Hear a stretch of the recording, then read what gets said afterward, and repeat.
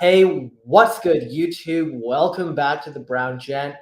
In today's video, we're going to talk about Dragon's Crossing, this really addictive RPG, Web3 RPG that's come out recently on Arbitrum. I'm here, of course, with the lovely Doug Hype, who is one of the community arm members here in his classic What's up? coat sunglasses. Those are some sick sunglasses. Where'd you get those from, Doug? So I got them. I was walking down the beach. I was in Miami for like Bitcoin Miami week. And I was like, I need better shades because my shades at the time were not the greatest. They're okay. But then I just went in some beach shops just thinking, it's Miami Beach. And the first pair of sunglasses I saw were these. I was like, dope. I'm like, give me all these sunglasses. And, it's been a fun ride going to all these conferences and doing all this stuff where you just pick up fun things, So like, I was like, this is it. Sweet. So for those of you who aren't as familiar with Dragon's Crossing, if you click on this video later on, you probably know what it is. We just recently launched it on Arbitrum at the end of May, so May 31st. We did the mint a couple days before. Just so you guys know, the mint is actually still open. And if you're interested, all you have to do is go to the dragonscrossing.com website, go to mint a hero, and you have sort of two options. You can mint at random or you can mint and boost. You can pay an additional fee to sort of control your outcome. Now, most of you who've wanted a hero have already got it. We're already like in the depths of season 1. I think we're like a little beyond the halfway mark. What's very interesting, Doug, and I think you'd agree, 13,000 US prize pool pretty much. Free entry for everyone because this is a beta. We got 857 registered players. This is from yesterday, so there's really 11 days left in season. What are your thoughts?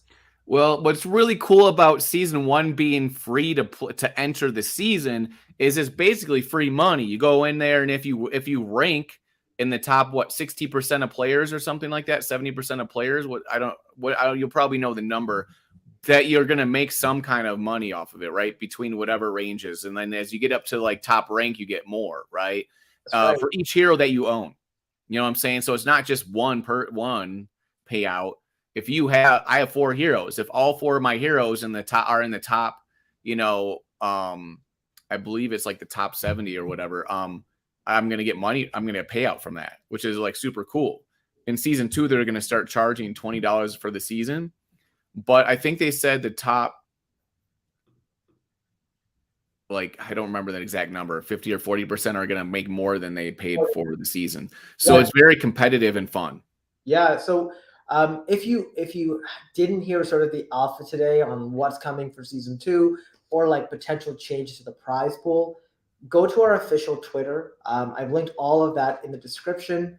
Basically, I think it's top 40%, but I think they're looking at a community vote to understand, do people want the prize pool to be that flat?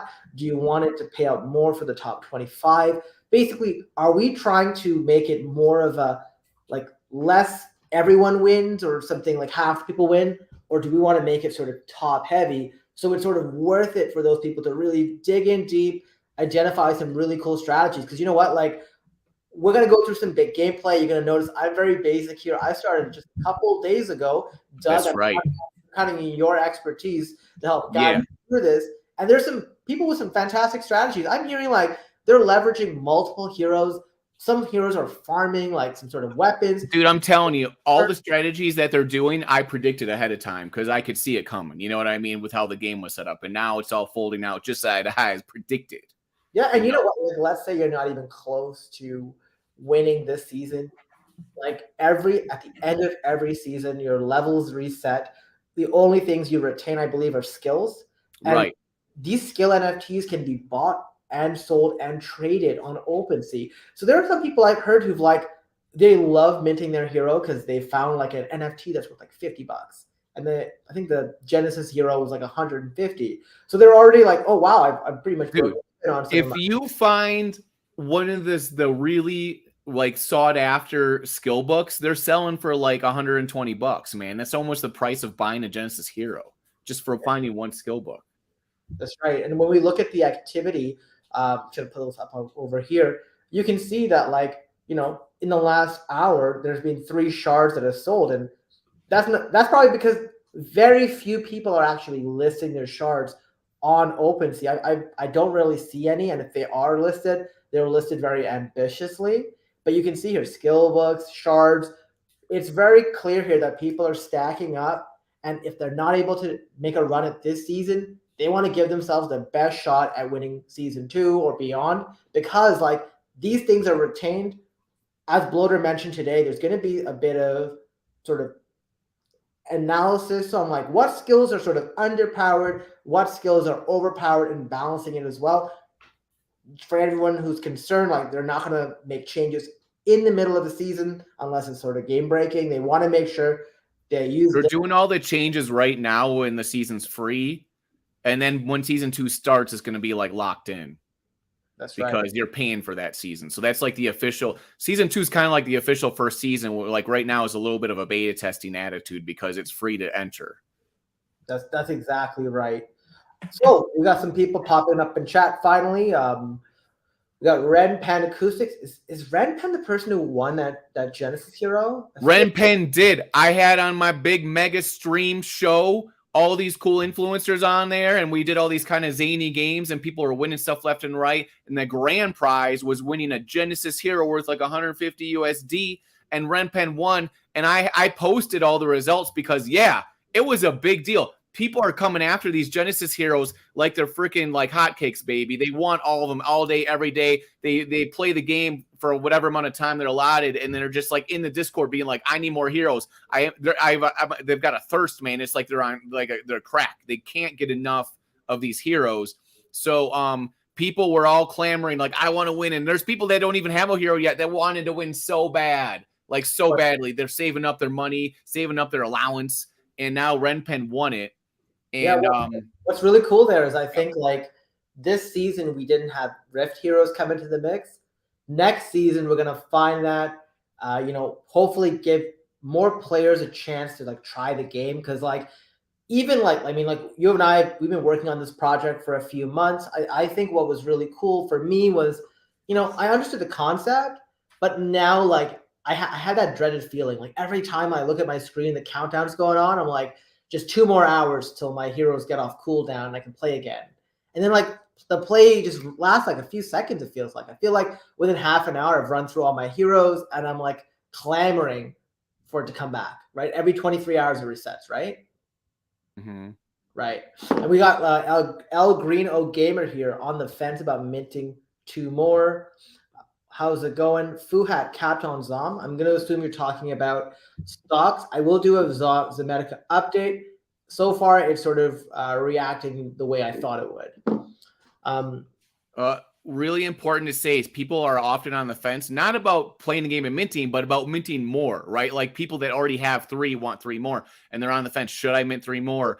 And they're like, should I do it? And this is the thing. Right now, we're like halfway through the first season. And the first season, keep in mind, the drops for NFTs for skill books and summoning shards are 3x right now. When it goes into season 2, it's going to go back to 1x. Okay. So the people that mint now and get more now are going to be rewarded. We're finding more stuff that you'll be able to like sell or whatever, right? It's all about rewarding people that are early, because you're the ones that are making the game go. You're the ones that are taking the initial investment and risk and whatever. So you should be rewarded more than the people that come in later a little bit. You know what I mean? So there's just like those little perks for being early in the game and making that decision. It's like rewarding people for their like, hey, if you bet on Dragon's Crossing and invest in it, we're going to like give you a little bit back by that 3x, skill and shard drop. And I'm telling you right now, man, if you find a teleport, bro, you're going to be rolling in the dough. All right. Like find those teleport skill books, because I need one. I don't have teleport for my guys. Like, please hit me up. I need one, bro. So Doug, I have a question for you. How many days have you been playing from the start? Since the day one I started playing. I missed a day or two, but not because of laziness or not wanting to. It's because I was saving them for streaming, because I do live streams. So I'm always like I have to try to, sometimes the live stream itself all of a sudden jumps the time I can do it because of the people on the show. And then all of a sudden I wasn't able to do it, the heroes for that day, because I had to whatever.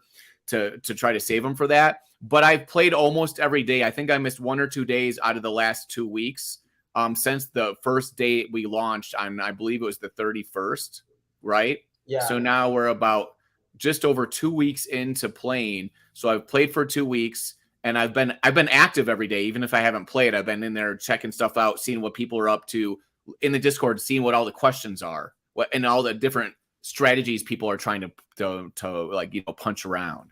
How many heroes do you have? I got 4 heroes. How many items have you found, like NFT items? Sorry. So I actually just typed that in the Discord chat. I found, I believe, 3 skill books or yes, 3 skill books total, and I think 3 summoning shards total. And I feel like that's low because when I started off playing, I was finding them like real quick and then it slowed down or whatever. Yeah. But like it's all RNG luck, you know what I mean? Like tomorrow I could find like 2 or 3. So that's the thing. Some people said they started playing the game and they started kind of getting a little bit bummed out because they didn't find any. I'm like, bro, you could log in tomorrow and find 4. You know what I mean? It's totally RNG. So you just don't know when it's going to happen. Like yesterday, I was really bummed that my warrior didn't have any good weapons. And all of a sudden I found 3 good weapons, like right in a row, like three monsters in a row dropped me a warrior weapon. They gave me 2 different swords and a shield that were all good. So also, you know, that's the thing is you go in the Discord and complain and you get automatic 1% luck. So probably the best way to do it, right? I heard if you complain. Yeah, that's part of like the thing. That's the ongoing like theme. And Bloater Punch is full on board where he's like, yes, if you go and complain in Discord, it ups your luck 1% for finding drops. He's like, there's an algorithm that the game can tell. That's so jokes because like I remember, so I started playing, so I was flying to 3XP. The team had made a decision like the day before that, or 2 days before that, you know, because I wouldn't have access to the same amount of information that, you know, the team does. Like I have as much information as you and Grady. They cleared me to play basically, but obviously that meant that going forward, I would not be able to, you know, get information early on. You know, it's sort of the same kind of way right now. Right. So I'm kind of like in the same sort of boat as everybody else.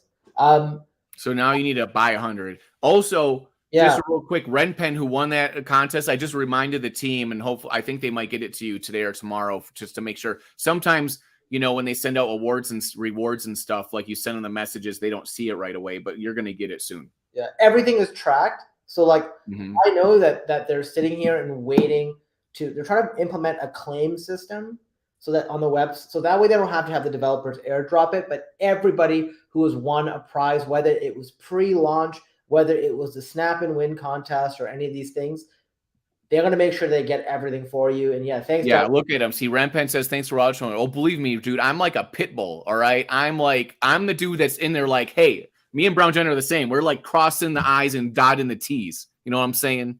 That's I just made that metaphor up. Well, anyway, so what I was going to say earlier was the first time I played, I was sitting in the airport getting ready to go to 3XP. And my first hero kind of bricked. My second hero hit 2 summoning shards my first day. What? Yeah, so I was sitting here like, wow, this is great. This is fantastic. And then I bricked the next 2 heroes bricked, and I bricked for like 8 days until yesterday. So yesterday, which was Thursday, I hit 1 skill book. Unidentified. Man, that was you just never know. Your first day, you got 2 shards. So like, what's going on? They like roped me in. I was like, there's been like 3 days in a row where I got like nothing, no NFTs, like barely any item drops, and then all of a sudden 2 days in a row, I'm just getting stuff like crazy. So tell me when that happens, you've like, so after you go that drought and you hit that NFT, how bad do you want to camp? How like I was sitting here like, oh, I don't want to die. I really no. This is the thing. I'm slow and steady, bro. I actually had the situation where like I wasn't near camp. Yeah. And I had the shards and I was live streaming and I think it was Johnny was freaking out. And he's like, bro, why aren't you camping? And people are like yelling at me and stuff. And I'm like, I got it, bro. I'm a freaking veteran. You think this is my first rodeo? Watch this. I'm going to like swashbuckle through all these monsters and go camp whenever I feel like it, bro. Damn. And because people, dude, this game is nerve wracking. People they have like nervous ticks. They're just like, oh, you better camp because they are so worried about losing this stuff, which makes it so exciting to have a game where things actually matter and you're not just sitting there like twiddling your thumbs. Like every decision you're making, you have to sit there and like think about like, oh my God, if I do this, I mean, dude, yesterday, Brown Gent, I had all 4 of my heroes yesterday nearly die. All of them had like 8 HP at at the end of a battle, where like all it would have taken was me missing like one more time and I would have been dead. Oh my God. And all 4 of them. But that's the thing. Zone 4 is tough. You see people like Grady and all these people keep saying that they're dying all the time, and I've only died one time way back, like like a week ago. How did you die? Because remember testing, you were dying a lot. But how did you die here? It's because I had my warrior guy, and he didn't have the greatest items on him, but he missed like 8 times in a row. Like he just literally almost never hit the guy ever. And it's one of those situations where you never think that's going to happen. And then when it's earlier in the game, with that, when you don't have a really good sword or axe or whatever, you don't hit him for very much. As you go further in the game, if you have good items, you can hit him really hard. But they can hit you hard too. The warrior has good defense and good blocking and stuff. So like the thing is, you expect the warrior because he has good defense to like even last a while if he misses. But like if you miss 8 times in a row and the other guy's hitting you, like, and I didn't have an automatic fleet thing in me. You know what I mean? Even on my last hit, I thought I was going to win. I was like, I got to hit it this time. Nope. And then he crits you and you're dead. Right. Yikes. So that's the thing though. Like, I'm proud that I only died once. I could have died so many other times. Right. And part of the reason I haven't is because whenever I'm near death, I always go back and heal, even though it takes a ton of quests, because you have to take a quest to like go to the other zone. Then you have to spend 2 quests to heal. Then you have to spend another quest to go back to the zone. That's 4 quests that you're burning off. But that's much better than you dying and having like a naked character and being screwed, you know? For sure. Especially like, so when I died the first time, it was so embarrassing because like it was day 2 of playing. I was on autopilot and I was having breakfast with Christian Peter and like Sergeant before I went to 3XP.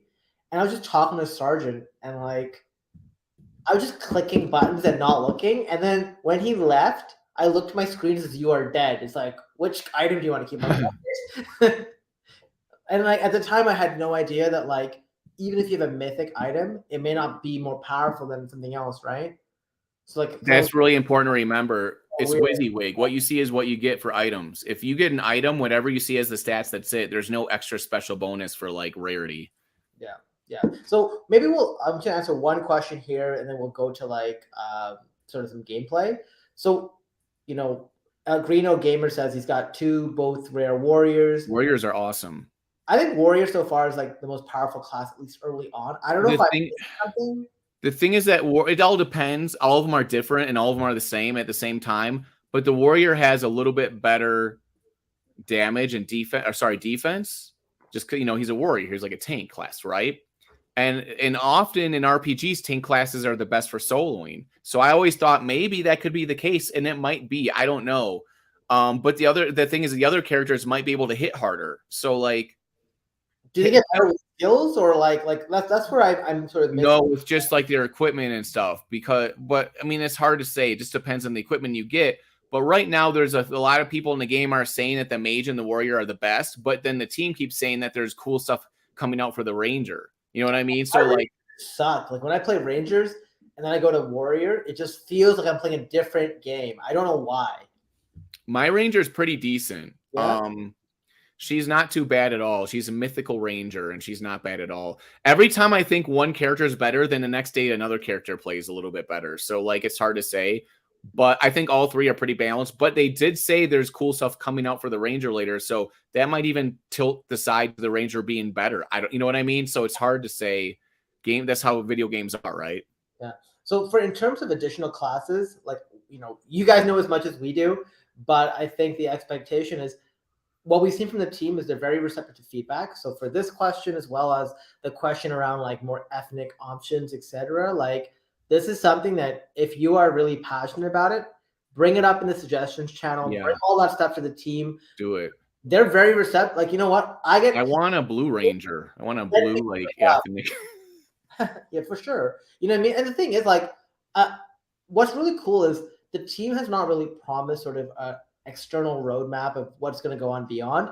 they're very careful on what they promise, because what they promise they want to deliver on right away. Like in today's town hall, they mentioned a couple of things. They mentioned durability of items. So potentially, if you have a weapon and every time you hit with it, you lose a durability point. Every time you get hit, you lose a durability point on your armor. You can repair these weapons and armor at like a blacksmith, which will be, I think, available in Eidos, which is zone 0, and I think it's zone 3 or 4, zone 3 probably, for the blacksmith as well. I can't remember. I think they're going to have to add the blacksmith somewhere if they're going to do that. Yeah, Yeah. because he's only in zone 0 right now, I think.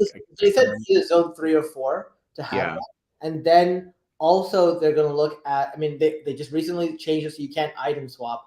Something I've been watching Professor's videos to sort of get a better idea of like how other people are playing the game, because I've been very like vanilla ABC, like, oh, every time my health goes below like 50%, I'm like, I want to go heal, because like I don't trust, like if I get a super monster roll. It's smart though. It's better to be vanilla at least before you really understand the game crazy amount. Yeah. So you know what?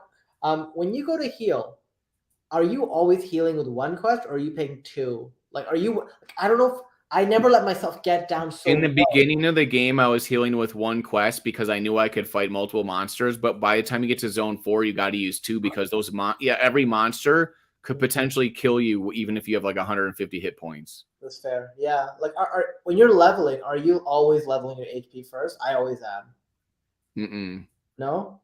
No, I'm not. I'm leveling the other stuff. Well, the thing is that like maybe for something like a warrior where you have really good defense, maybe HP is a really good thing to have. But like the thing is that like I want my dodge and all my parry stuff to be high, because I don't want to get hit, man. Every time they hit you for a lot. So dodging is a really powerful thing to have, or whatever you can do to avoid their hits, because man, when you get to zone 4, they start hitting you for an insane amount of points. Even if you have good like armor on and stuff, like I have really decent stats, and I know this because I see the majority of people are having the same experience as me. In fact, a lot of people are just in zone 4 and they're just dying. They're just dying because they go in there with they're overconfident and they don't really pay attention. Next thing you know, they're just dead. And they're not even fighting a boss or the daily zone boss. They're just fighting regular monsters because they become pretty powerful. I go in there with 150 hit points or more, and I expect to be able to fight 2 or 3 monsters. And most of the time I have to fight one monster and go back and heal again. It's rough. Right. Okay. So you know what? Speaking of which, why don't we go over and actually play? I think I got 3 heroes that can play right now, which, you know, hopefully I can get some of that Doug hype luck. Oh, maybe 4. There you go. So you got warriors and rangers, huh? Yeah. So like, this is a ranger, correct? These 2? Yeah. Yeah. So like, female rangers and male warriors. I can't tell like how good these stats are, but like you can tell like I've been very specific on leveling up what they're most powerful at, and always at HP. But I think HP like takes up 2 points. And where are we? 15 out of 15. Okay. Well, every time you level up, there's a role that ups your HP, and then there's a role that for all the rest of it, right? And you can also do HP there too. But a lot of people do it like if they get a lot of HP from the first roll, then they put stuff into other things and ignore HP. But if the roll for HP is terrible, then they'll add some HP. So that's another way to do it. That's very interesting. Yeah. So here's the thing. I've been playing to sort of end up in the middle of the pack, because I'm sort of like I joined a week and a half too late. So there's no way I can sort of be at the top, right? So I'm trying to be like somewhat middle safe. But if I was starting all over, I think I'd have to have more of a comprehensive strategy. I was talking to Afex earlier, and what he's doing is really smart. Before every single one of his play days, he actually maps out what his plan is.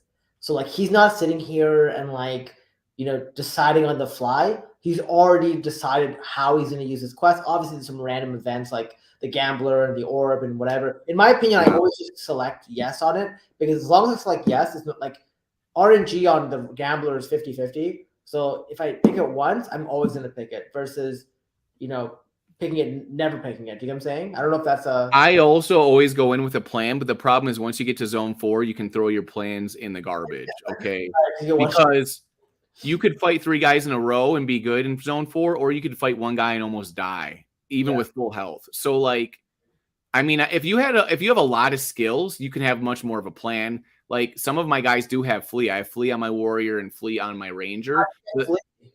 What? How'd you get flea? I found one of them. No, I bought both of them. Sorry, I bought both of them. I just bought them because I didn't find them. And believe me, bro, even though teleport's like $120, I'm like so thinking about. I'm like, someone please sell me a teleport for my mages because I only have them on my other two. Because I know when it gets to boss battles and stuff in the next zone, you need flee because it gets even more dangerous. What does teleport do? You can go from zone. It's an automatic flee. You teleport out of the battle. No way. Yeah. And so run like the wind is what the warrior equivalent is, and pocket sand is like the ranger equivalent. So that's just what they're called. But they all guarantee a flee, so you can automatically flee the battle. 100%. So if you're down to 15 HP, you can just get out of there. 100% success rate, and you get to go first on it, or can they hit you first? Yeah, they can't hit you. You use that and you're gone and you're good to go. Toadfather just listed. He's like, there's nothing like a 48 HP crit against you, right? As you think things are going great. You know what I mean? Like, yeah, I know. Because think about this. If you're in a battle and you say you have 60 HP left and you're thinking you're doing great and they have 40, you miss and they crit you for 48, all of a sudden you're like pretty much dead. Yeah. And then if you try to flee, you better hope that it works because otherwise they'll probably hit you and you'll be dead anyways. So what do? Dude, that's what Zone 4 is like. And that's why literally yesterday, I 4 times, all 4 of my characters nearly died. They were they all got extremely lucky. Like I could have easily, all 4 of them could have easily died all in the same day. Dude, I got so tilted yesterday. I forget which hero it was, but they missed on the first 6 to 7 attacks. And literally the other guy just took me down from full HP almost to the bottom. And I was like, if I die here, I'm literally smashing. Look at this comment for Toadfather. It says, I had 60 to 28 advantage. I failed flee. He missed. I failed again and then died. Yes, you'd think at 60 to 28, you'd be pretty good. There's almost a very little chance of dying. And the actual reality is in Zone 4, if you're up 60 to 28, high chance of death. That's a sweat. Well, I wonder what the hell can do a 48 HP crit? What monster? Dude, the creatures in Zone 4 are not messing around. Okay, so I have not. I think I've attacked 1 or 2 monsters in Zone 4. I was actually going to ask you, and by the way, L Green Go Gamer, I think it is per hero because every hero will have access to the pool. So if you have 12, it's like having 12 ballots, right? Because what they don't want, from what I understand, is for people to sort of enter with one hero and use the other heroes to sort of farm and sort of help them win, right? Yes. So each entry is $20 for season 2. It was going to be 40, but they dropped it to 20, and which is a lot nicer to be able to have an entry fee. But guys have to understand how it works. The entry fee money is what pays out the rewards. So they take the whole pool of the money, and 75% of that pool goes back to the people playing, right? That's how they can reward people all the way down to the top 60 or 70% of people. I mean, think about that. The top 60 or 70% of people get money back. And I think it's the top 50 or 40% even get their money back to where it's back to $20 and then above that from there. So if you really play the game hard and try well at it, you'll end up being profitable possibly, right? Yeah. And you also get the NFTs and stuff, right? And you get the NFT drops. So the thing is, you have to realize this game has to be balanced. Everyone can't win, right? And they have to pay the people that are on the team, the devs and stuff, to continue to build stuff in the game.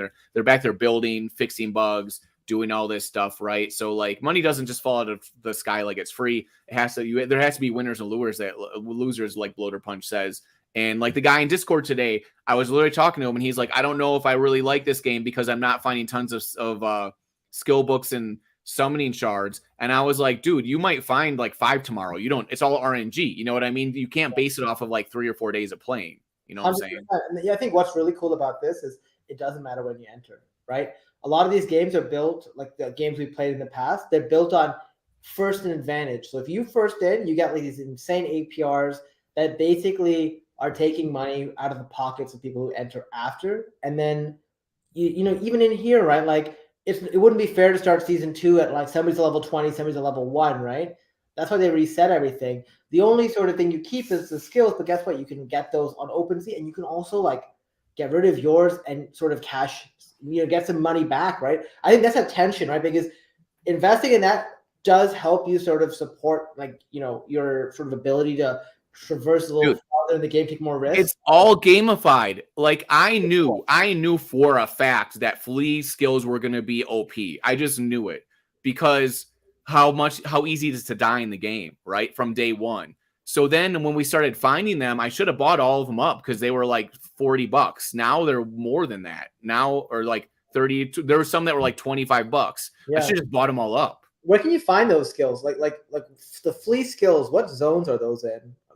I think you have to be in like zone 3 to get them. Maybe they're zone 2, because they're level 4 skills. Oh. So in zone 2 is when the level 4 item drops and skills are, right? In zone, it's the first tile you go to, or you have to actually pay a quest to go in there, right? Interesting. Zone 1, you don't have to pay to go in there. It's just like a free entry into there. Zone 2, you have to pay a quest to get in there. And that's when you start getting the level 4 skills and item drops, like swords and stuff.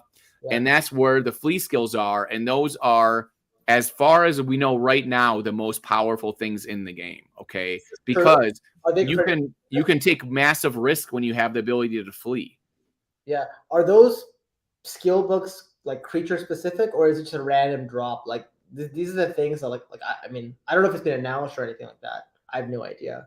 No, there's no creature specificness to anything, really. It's all random RNG drops, other than the bosses. The daily bosses, they give you like a higher chance of drops, I believe, the daily bosses. And also the zone bosses, like the end of the zone, the end of the level bosses, they give you, I think, a guaranteed drop for your class. So if you're a ranger, I think they guarantee drop you like a level 7 or 12 or whatever level that they do. I think zone 4 is a level 12 item. Yeah. Sweet. Okay. So you know what? This is kind of funny. Mellow Green Giant. When I'm in zone 4, I play for troglodytes. I think the mage flea is a higher level one. That would make sense, right? Like, I don't think so. I think they're all 4, but let me double check. The thing is, the thing, guys, is that for basic stuff like this, there's always an answer. You can literally go to the Discord, go to official links and go to Medium. I'm going there right now and go to skills, and you actually can see a list of the skills. So teleport, no, you're right. Teleport is level 7. So you can't get teleport for a mage until level 7. Whereas the other things like Pocket Sand are level 4 and Run Like the Wind is level 4. So you are correct. But if that's the things we can always verify. Thank you for bringing that up. So it is a higher level one. The mage one you can't get until you're in zone 4, I think. That's probably why it's costs more, maybe, because it's harder to find. Yeah. Where are you finding that, Doug? The game docs? So it's in official links and in the Medium articles, because Katrino made an article about all the skills that we found so far. Nice. So if you go into the Medium article section and then click on the skills one where it says skills listed here, it'll show you all the pictures of all the skills and what they do. Okay. So I'm getting a little antsy here. Before we start, so back to hero select. I got a level 10 hero. How do you determine where you sort of play? Level 10, does that mean I'm in zone 3? Does that mean I'm in zone 4? How do you figure that out, Doug? That's a good question. So I'm pretty sure you're going to be in zone 3 with a level 10. Yeah. The thing is that the boss on level 10 is a level 12, or sorry, zone 3 has a level 12 boss. Okay. So, and the thing is, when you go into zone 4, if you're level 10, you're going to get your butt kicked. Like, it's going to be bad. Let's not do that. So, like, I mean, there's some creatures in zone 4 you might be able to beat if you're lucky, but like, that's if you're extremely lucky. The 9 times out of 10, you fight a monster and they're just going to kick your butt and you're going to be like toast. So, unless you have really good skills like Flea or something, right? And maybe if you have like super amazing items, right, you might be able to survive a few rounds in zone 4. But the thing is, when people started going into zone 4, they started freaking out and running back to zone 3, being like, don't go in there. It's like, it's scary in there. Don't go in there, bro. I just got my butt kicked and died. So the thing is, the rule of thumb is, if the zone boss is level 12 and the item that they drop is a level 12 item, and you want to be able to use that when you go into the next zone, wait till you're level 12 to go into zone 4. Level 12. Okay. Yeah. And when I was level 12, I went into zone 4. like at what point would you say you need to heal at zone 4? Like I'm at 140 HP. Let's imagine I'm at 160 HP. Anything below 120, would you heal up before you go? Like, what's that plan? So like in zone 3, you can probably get away with not having full HP. And once you get to zone 4, you need to be like healing up all the way. Just be going into battle. Yeah. With a lot of, like we said, 60 HP in zone 4 is a joke. The guy's like, oh, you have 60 HP? Can I take 50 of that, bro, in one hit? But in zone 3, that doesn't really happen. In zone 3, they're not that dangerous. So when I was in zone 3, I would play a battle, like start a battle with like 50 or 60 HP if I knew my character was strong enough, if I was like pretty strong. But that's still a little bit of a risk. So I know that we're trying to use the least amount of quests possible, but in your head, you got to think about like, even if there's a 25% chance I die, that's really terrible. Like that's not a good chance. That's like something I want to avoid, right? Because if you die, you're done for the day and you're dead, right? Like you lose all the quests anyways and then you have no weapons, and then you're going to have to struggle to like get items and to progress. So yeah, that's the thing is that like, well, let's look at your character. Bring up the character thing and pop up so I can see their stats. Other stats? Sure. Yeah, there we go. So you've got 26 agility, which is not terrible. It's okay. You've got a good amount of armor mitigation. Proc chance is pretty good, and your dodge rate's pretty okay. What's a proc chance? Sorry, I don't know what that means. So that's the chance that, okay, so the armor, you have 8 armor level, but it only matters if the proc thing hits. So 42.7% of the time, the armor will actually like, so they'll hit where you have armor when they're swinging their sword. You know what I mean? Oh. So like if they take an action at you and you roll a dice for it, whether it's going to hit you in the armor or it's going to hit you somewhere where there's not armor.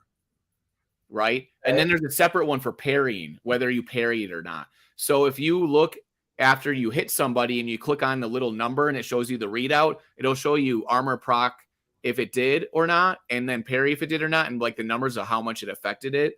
So you don't have 8 armor every time. It's only if the proc happened at 42% chance. So if you look at with parry, if I go back here and go to inventory, right? I think one of the hardest parts of this game is trying to figure out like what items items are, right? Like I saw people I just chose to pick the ones that had the highest amounts, like sort of next. The percentages are the most powerful things, because the thing is you have to understand those percentages are driven by like your numbers of agility and wisdom and stuff.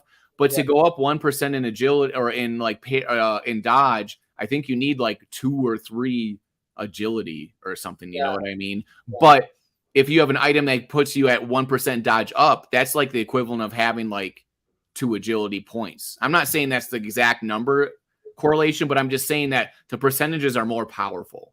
Okay. Does that make sense? Here, like the armor mid proc is 25.58. Yeah, that's pretty good. The wisdom here is 6. I think over here the wisdom here is 1, and I would gain a bit of armor mid proc, so I chose the How much are you gaining from that? I can't see. Is that 1%? It would be an extra 2%, but I give up 5 wisdom, so I chose not to. Oh yeah, so 5 wisdom is probably maybe a little bit better because it's giving you dodge. Is that what wisdom does?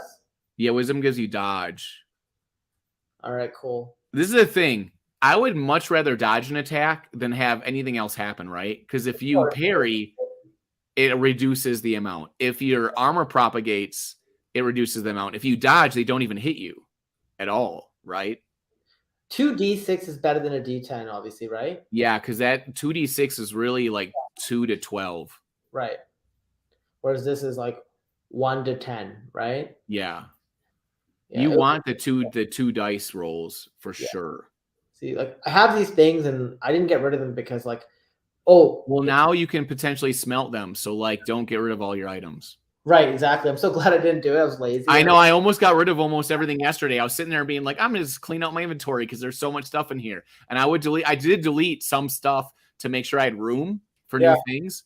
But then today he said that, and I was like, oh God, I was like, thank God I didn't get rid of all that stuff. You know, I do have a question because, like, in season 2, will they wipe all our items? If that's the case, it doesn't matter, right? Yeah, I think you're gonna wipe all the items. The only thing you keep is the skill book. So then it wouldn't matter anyways, right? Because the smelting only joins in season 2, right? No, if you remember in the Twitter space today, what I said is I actually asked him that. I'm like, are you going to start the implementation of all this stuff right when season 2 starts? And he said no, because he didn't make that clear at all. Yeah. He said they would be added for season 2, but I'm like, but when are they going to be added? Are they going to be added just when season 2 starts? They start, and he's like, no. He's like, we're going to start to implement them as we go, and then by the time season 2 starts, they'll all be there. Okay, well, just in case, like, we'll leave it here because there's nothing to lose. Right? That's what I'm saying. Smelting could be added tomorrow. So I have a question for anybody who's gotten here. If you have your full 60 item inventory and you find something, are you able to take it and ditch something else, or will it not let you take anything? Wait, what do you mean? So, like, let's say you have a full item, right? You have 60 slots. Right. You find some amazing item, but you can't take it because you're over. Will you have the option to ditch something to grab it, or no? That's a good question. I would guess no. I would guess you're out of luck because this is a roguelike RPG where they want you to die and get killed. Okay, so I'll probably like make sure I have 4 slots available. Yeah, I would make sure you have 4 slots available. The most I've ever gotten from something is a drop is 3 things. Yeah, I have gotten 3. Right. I would keep like 5 open, whatever, because that's way more important to like be, not be screwed over of like a skill shard or a skill book or something, right? Yeah. So Chodfall just thinking about the same thing. Yeah, the bottom row. I would just keep the bottom row open or the bottom 5 slots or whatever, because also you don't want to forget about it, and all of a sudden it like adds up, and then all of a sudden it's full too. So there it is. A time where I got to start moving some stuff over. I got some stuff that I want my warrior to have, like a main hand D10, right? But like, I'm like, when am I ever going to do this? Like, you see, I don't know if it's really worth it unless it's like really crazy over the top good. It depends. Right, because this gives me 14, right? I was gonna do that for my warrior because he didn't have a shield the whole time. Like he was like really lacking.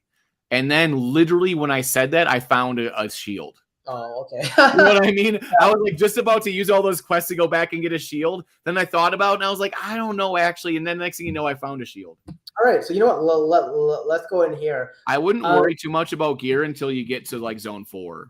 Yeah. So I always see persuade either grayed out or not. It only pops up like 1 out of like 5 or 6 or 7 times. I don't know what the percentage changed.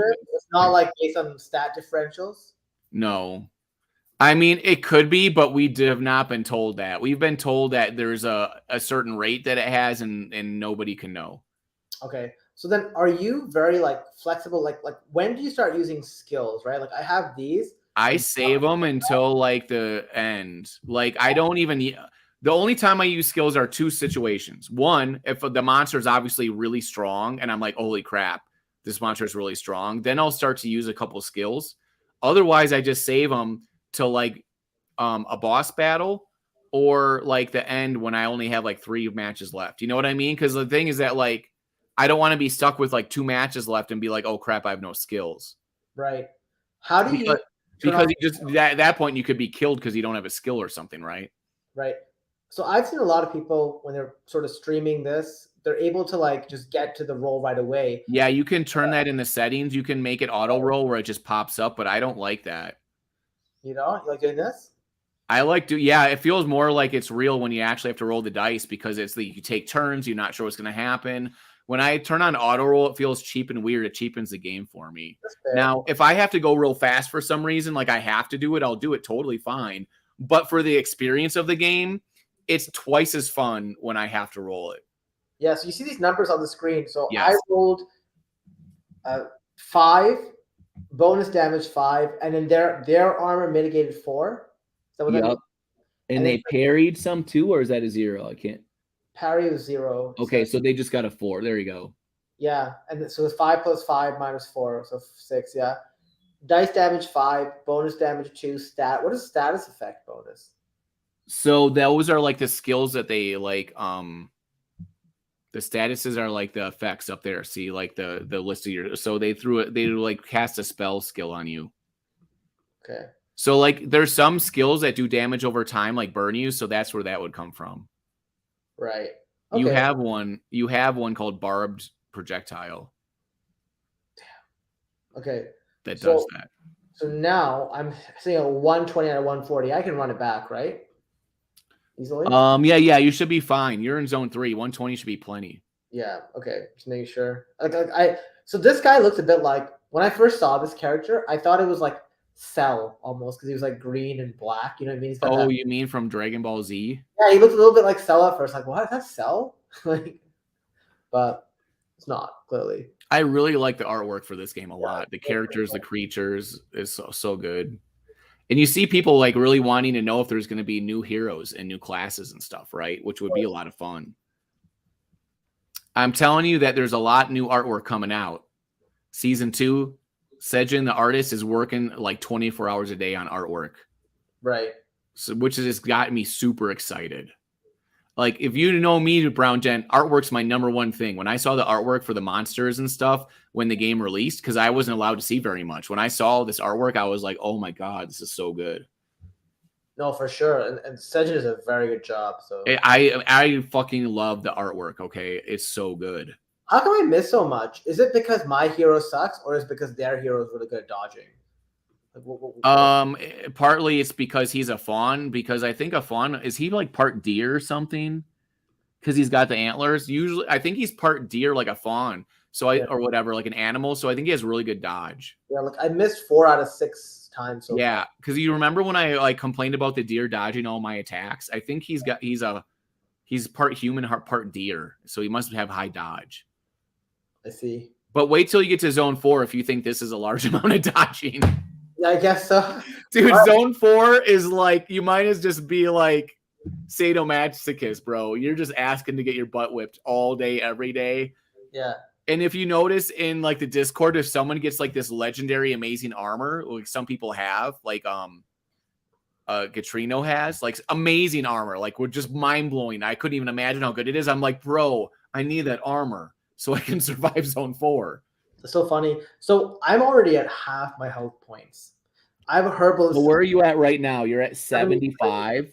73 out of 140. What point do you like not go into it? Like, I still have all my skills, so I'm able to like I have a bit of heal, right? You can heal right here, so you don't have to travel to heal. This is very fortunate, right? Because I don't think everyone has it. I would just go in there and heal like the one quest heal. You know what I mean? Give myself 50 HP. So like, because the thing is, if you do one quest heal, it gives you enough. And this is sometimes in this zone, you can win a battle and barely get hit at all. So that if you just heal once, it could potentially last a long time. Or you could heal twice and it would go up to what, 140? Yeah. So one heal is like, I think 33%. Times 33%. So like if you heal once, you're gonna get like 40. So you go up to like 110. Yeah, it's like 110, 115. Actually, it's like one. I mean, you could heal twice, but the thing is that like healing twice isn't. Yeah.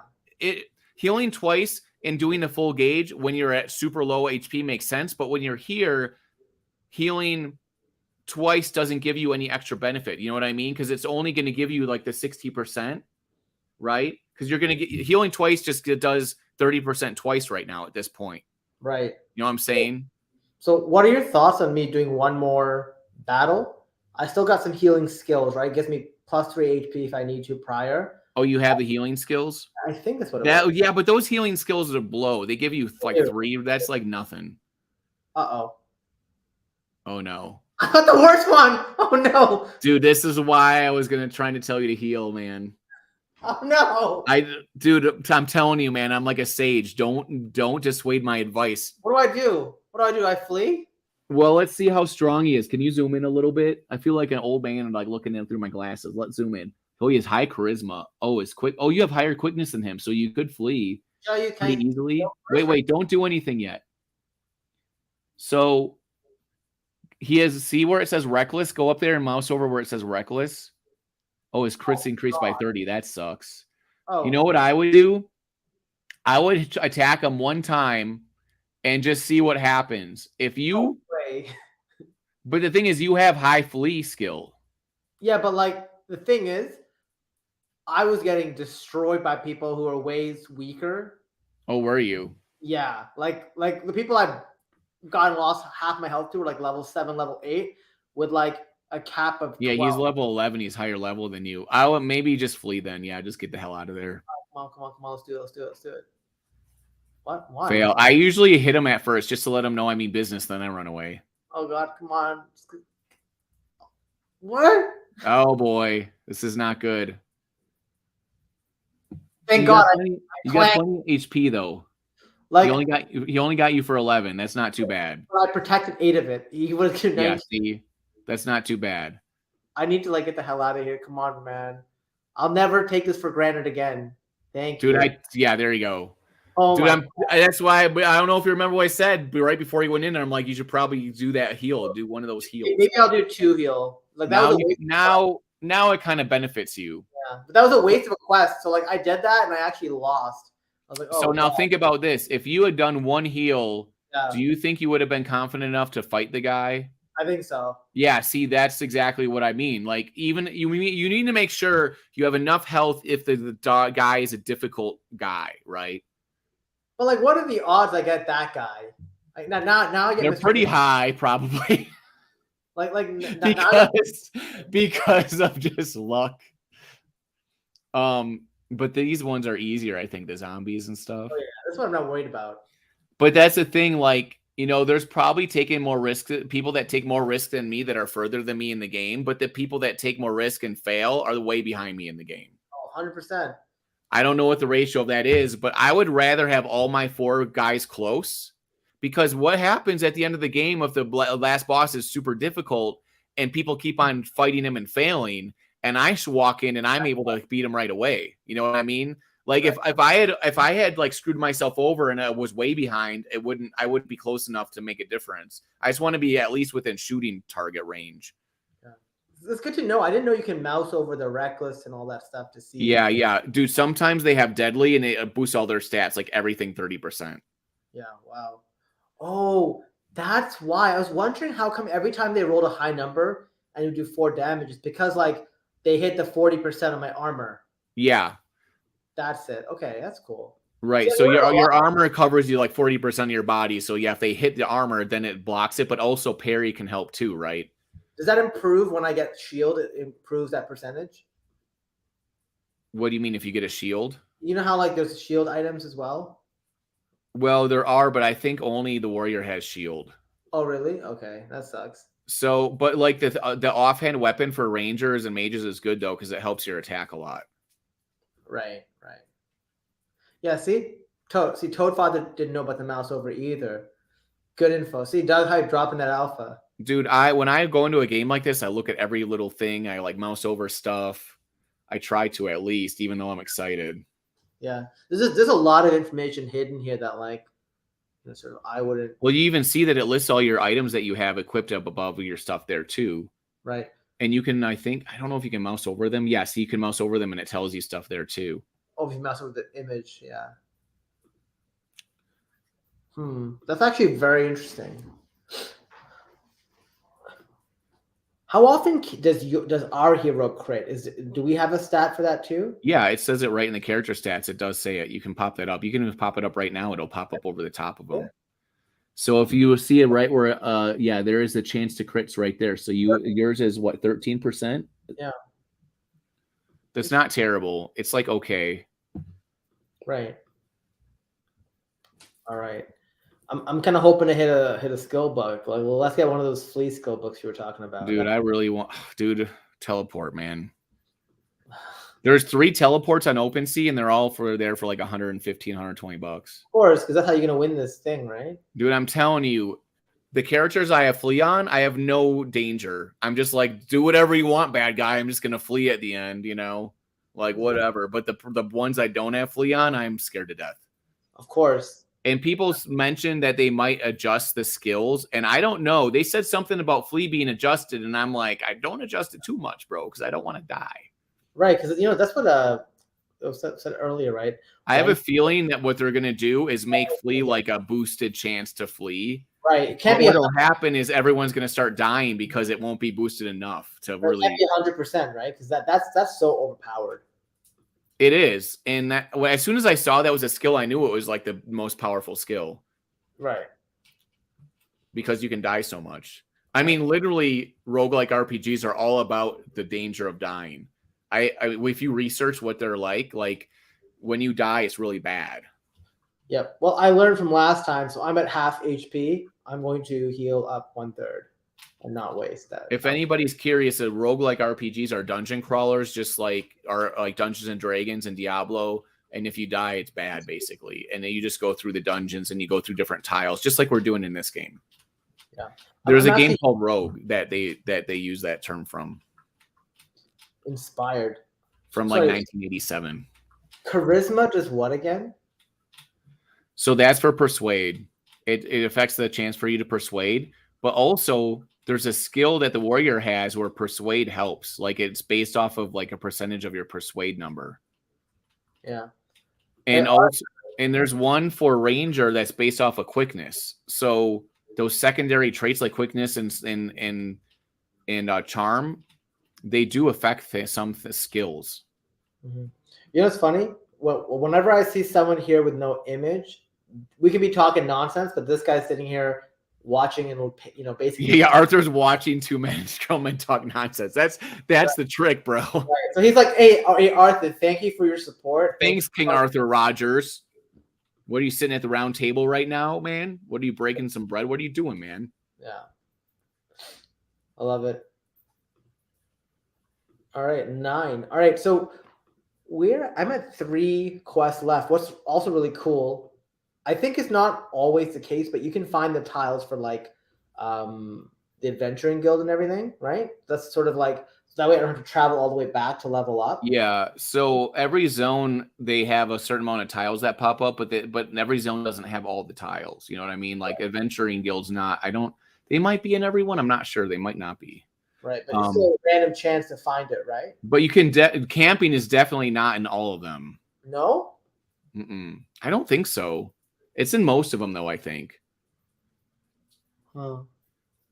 Maybe I lied. Maybe camping isn't all of them. See, this ring, I can't tell if the trade-off is worth it, right? See the platinum band? What I do is I put in my inventory, and then I go look at the inventory screen to make sure to take it. Click on Take All, and then go to inventory screen. And another thing you can do is like put it on the character and switch them back and forth and look at your character stats and see how it affects your stats. Because it shows a difference, right? The green and red. So my mitigation goes zoom in. Rate goes up. Yeah, sure. I lose parry and I lose some strength and agility in exchange for the others. So the most important trait for you, because you're a ranger, is the agility. So you lose agility with this one, and you gain armor, but you lose. Wait, go back. I think you lose parry. Oh yeah, you're losing 1.5 parry. So basically, all those rates cancel each other out, sort of, like a little bit, but you gain a little bit of parry. Okay. And you gain 2 armor and you lose strength and agility. So it's pretty close. All right. But I would probably keep the one you have. All right. So now I have 2 quests left, or 3 quests. I'm gonna do one more. Hopefully, get like. Oh, here we go. Dangerous Highwayman. I forgot to. This is close, dude. I think I gotta use skills here. Yeah, use your skills to heal or whatever, because I was going to say you might want to heal maybe. Oh, god damn it. Yeah, bro, the healing skill that you have is not great. Oh, no. I did Barb Projectile. Oh, you did? Oh, yeah. Okay. I'm going to heal. Oh, you get dodge as well, right? 20%. You dodge. do, but it only heals you for 3. Fine. Oh, God. I got really lucky with my other, because I have like the one that can heal up to 12, and I got really lucky with those in my matches yesterday, which helped me not die. Right. I got so lucky. I used up all my luck in yesterday. Does it dodge stack, like the plus 20% dodge? Like yeah. Stacking on this thing? For 2 rounds, so like... But it's 20% of what you have already, I think. Right. So like take 20% of the dodge you have already, and then it adds it on top of it.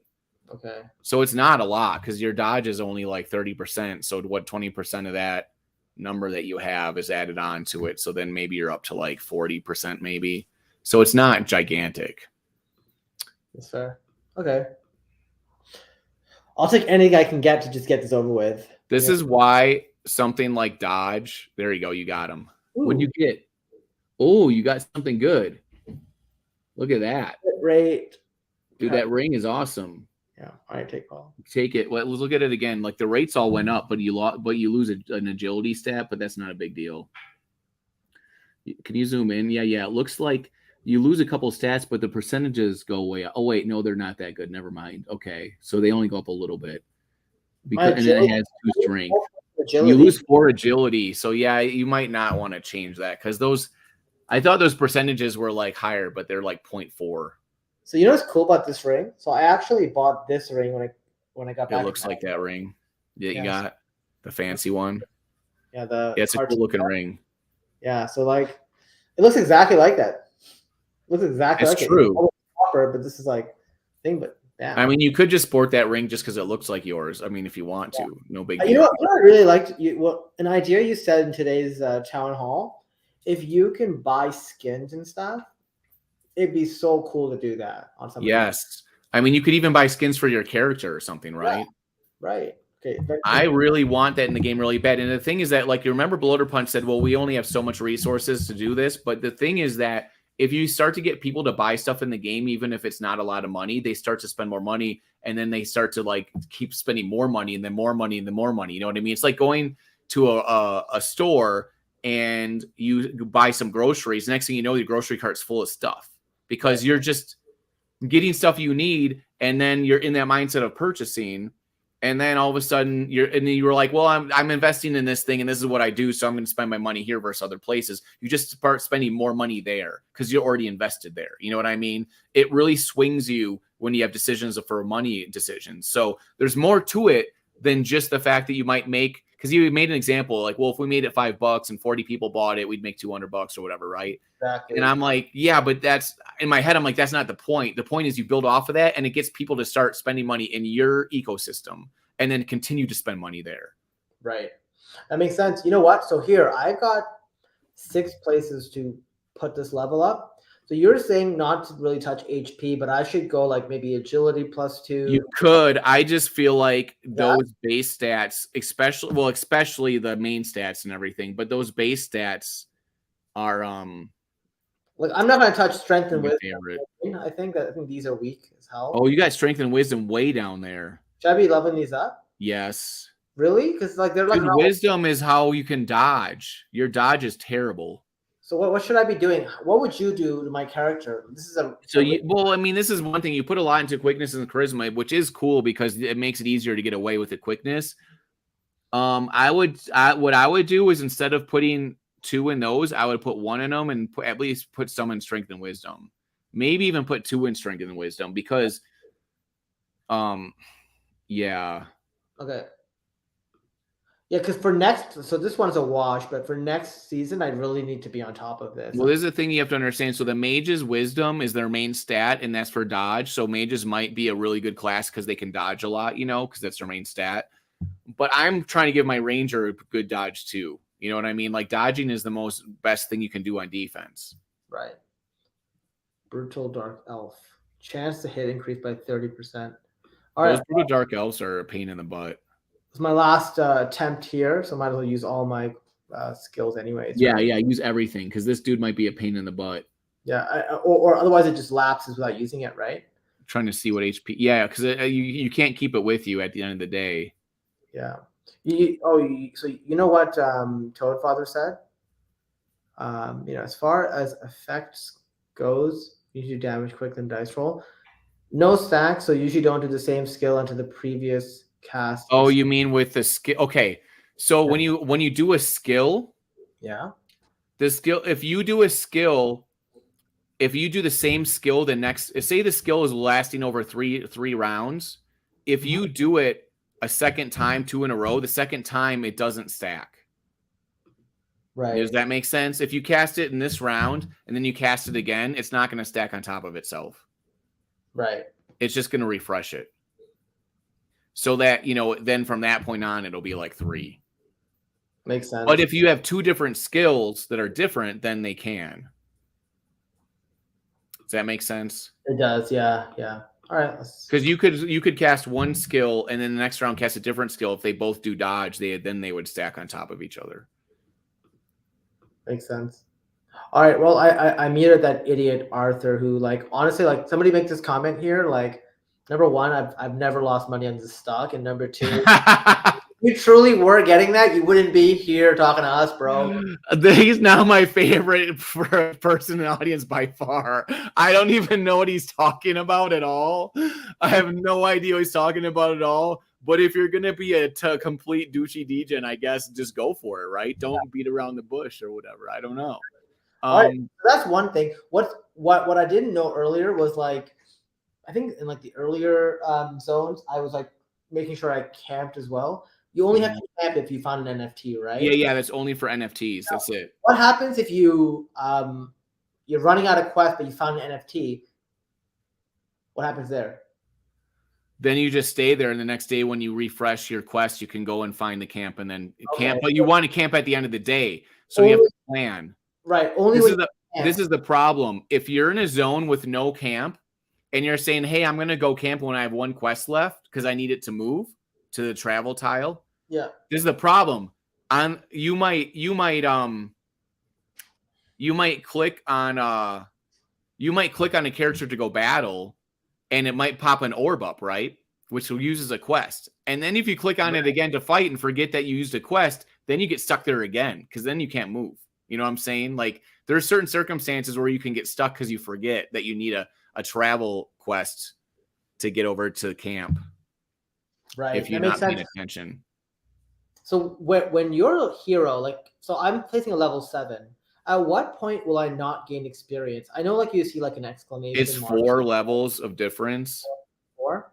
Okay. Yeah. It's good to know, because I remember, like, I didn't know that, and I was sitting there just, like, farming. Don't be afraid to go into. You're in zone 3 right now. Is that what it is? This is the other hero that's, like, level 9. Okay, like, so I'm level 11 that will probably go to zone 4 with, but not yeah. Well, that's the thing, is that, like, zone 4 is not the worst of all zones, but it's rough. But yeah, I would stay in zone 3 until you're level 12. Yeah, that's fair. Because otherwise, you're just gonna go and get racked. For sure. That's what I'm wondering, is the people that charged ahead and did stuff really fast. They, you know, like, I know Kung Fu, he might have done a good job because he's way out in the lead and stuff and like he's on the leaderboard. But at the same time, I don't know. This is the thing that's the reason that having a lot of heroes can be an advantage. If you own 40 heroes, you can be risky as hell because you think, like, well, it'd be just if you only care about flexing, you know, like, what are you at, 375 or something? If you only care about being on the leaderboard and you have 40 heroes, you can take a lot of risks. You know what I mean? Right. No, 100%. But right now in this season, but in season 2, you have to pay for all those heroes to enter. That's right.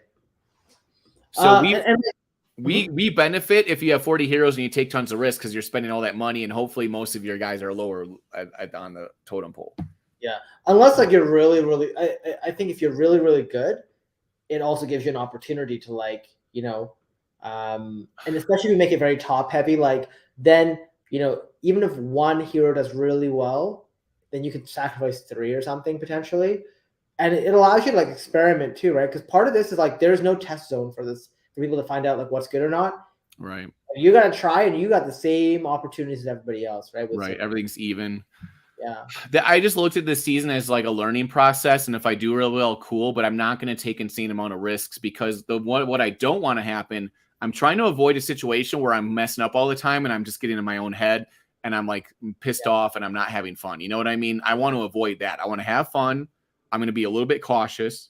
Right. And not die. And when I'm not dying, I'm having lots of fun.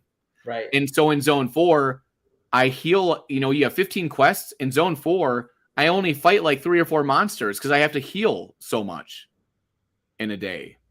Because those monsters basically just, like, smack you across the face for like 40 points at a time. Yeah, so how does this work? Except tie?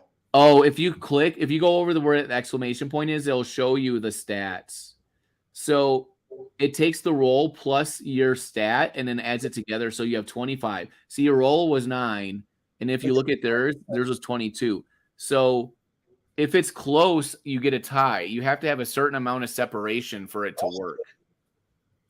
Because if you persuade them, that's the same as winning, right? Yeah, you just win automatically, and they give you the loot, which is like a really big deal.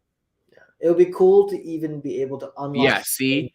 Yeah. But that's the thing is we could just sell that. You know what I mean? You could just purchase a skin because it's just like Fortnite. It doesn't help you in the game. Or you could unlock them by achievement also, right? That's so you could have ones that you buy, and then one like if you get in like the top 10 leaderboard, then it unlocks, you get like an NFT unlock, right? Yeah. That'd be so cool if you could sell that too, right? Like the trophy. Yeah, that should be in the okay, I'm writing this down right now. That should be in the game. We need a skin NFT unlock for leaderboard. Maybe you can even sell. What we need is I asked Bloater about this yesterday when we were sort of putting together the tweet for like the stats on season 1. I wanted to be able to show who's actually like doing well in season 1, but like apparently it's not public information. Hey, wait, breaking news. Hodl of the future. I DM'd him earlier because we're gonna ask him to help us with something, but then he was busy. So then he was like, "What?" I was like, "How you doing?" I was like, checking on you to see how you're doing, you and your 8,000 heroes, and he said he's dying. Yeah, he's got like 60 something, right? It was crazy. Yeah, he's got like 60 heroes, and his only response is just dying. Okay, that's his response. His 60 heroes are all dying. I'm telling you, it's no joke. If conservative me is in zone 4 telling you like it's freaking crazy, imagine Hodl the future who has 60 heroes and he's just winging it and going for it. He's just probably dying left and right, bro. It was a fast clip. So I got 10 quests left. My HP is 57. And like, as you can see here, I found no tiles. So should I be traveling back? I guess so, right? Yep. Do it. Travel back. The last thing you want to do is die at that point, especially when you only make tiles. Yeah, so I just lost 2 quests coming back here. Dude, this is why I'm kind of like I'm like not on the leaderboard, but I have like guys that are like 150, 175 because I use all these extra quests to do this stuff. Other people that took big risks, they did make it further and are doing better than me, but they probably also have heroes that are way behind that like got screwed over. So it's all risk and reward, right? Facts. Dude, I just wasted, I don't want to say waste. I used 6 quests here to heal. That speaks to how important it is to have the herbalist in your zone too. Because I lost 3x where I should have lost. Well, think about this. Would you rather have your guy near the leaderboard and then have like 3 other guys not doing well? Or would you rather have all 4 like just make a profit? 100%. Well, for me, it's profit there. But you know what's crazy? Like there are people who do speed runs. I don't know if you ever watched those, but I've seen people who like play like I think it's Pokemon speed run back in the day, and like you're not allowed to use a Poke Center or anything. And like these guys like work so hard to like, you know, beat the game without like doing certain criteria. And like I see them reset the game like 6 hours in because the thing hit them and killed them, right? But if you faint, that's it. It's over, you know? Renpan, I just told Johnny that you called him risky business, like Tom Cruise, all right? But that's kind of the fun of the game, right? Part of the reason that binds, if I owned like 20 heroes, bro, I'd be risking way more, Brown Gent, to be honest with you. I'd be like Johnny. I'd be balls to the wall with him, like them submachine gun, like, let's go, you know? Like I'd be like Jesse Ventura and Predator. I ain't got time to bleed. All right. Ooh, is this worth it? Ooh, that might be what I can't see the percentage though, because you're so zoomed out. We'll compare to the actual what I'm using right now. So here it's 7. You got the fancy 214, and now it's 5.16, but it's 414. Oh, right. So I'm gaining. Go back to the shoes. The shoes gave you some charisma, and that's it. Yeah. So these gave you, what did they give you? Strength, amount, and hit points. Yeah, I think it's better. That's really tough, and it +2. So if it was just the +2 and the -2, I would say no, but those other pluses make it slightly better. Yeah, let's do it. It is a little bit better, but the thing is, those percentages are really strong. The percentages matter more than like the one county numbers. For sure. All right, I'm gonna start using skills just because we're at 2. I'm telling everyone all my deep knowledge so that they can beat me. I appreciate it. I think that's what my job is to come in like 30th place and not the leaderboard so everyone else can have the glory. All right. You're welcome. Right. Right now, my top guy is in like 150th place, I think, or something. Let me check. Let me check, and I'll give you a specific. I'll give you specifics. Sounds good. And it's funny because he's my least good player.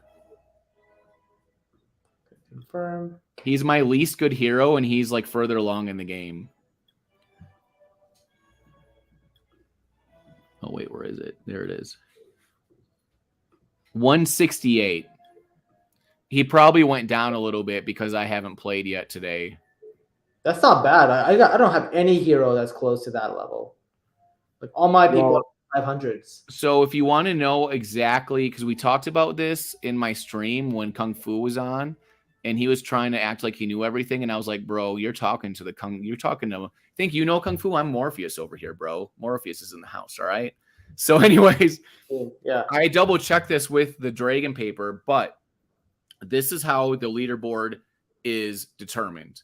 Of course, the final deciding factor is whoever beats the last end boss in the least amount of quests, yeah, you win. But if that doesn't happen, like up until that point, it's who's in the furthest zone combined with how many monsters you've killed in that zone. Right. So he thought it was you got to zone 5. If you were the first to zone 5, then you're automatically like ahead of everyone. But no, once you're in zone 5, it continues. It counts how many monsters you've beaten in that zone versus how many quests that you've done it in.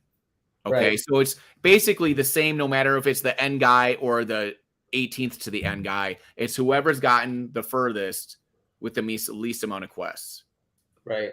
Because there's probably like 20 people out there right now that have all gotten like to zone 5.